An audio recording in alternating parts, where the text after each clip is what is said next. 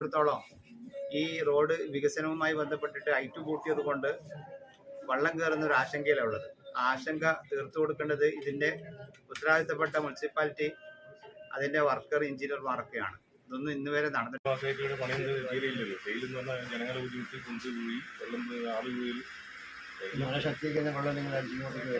ഇതൊന്നും വളരെ മോശമായ പരിപാടിയാണ്. അതൊക്കെ നമ്മളെന്താ അധികാരികളുടെ ബുദ്ധിമുട്ടില്ല.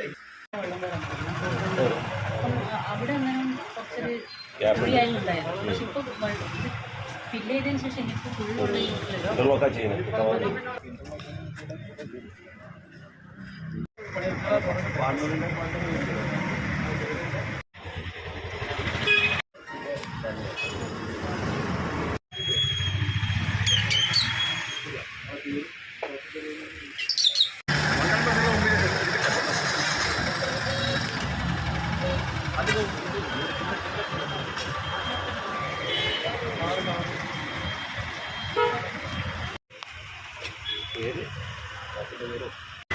ഈ മാസം കൊണ്ട് തീർക്കുന്നതാണ് നമ്മളോട് പറഞ്ഞത്.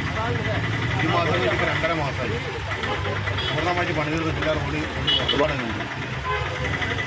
വാടക നമ്മളിപ്പോൾ 40,000 വാടക. നമുക്ക് GST വാടകയും എല്ലാം പകുതിയല്ല, കച്ചവടം എന്താ പറയുക 80% കുറഞ്ഞു.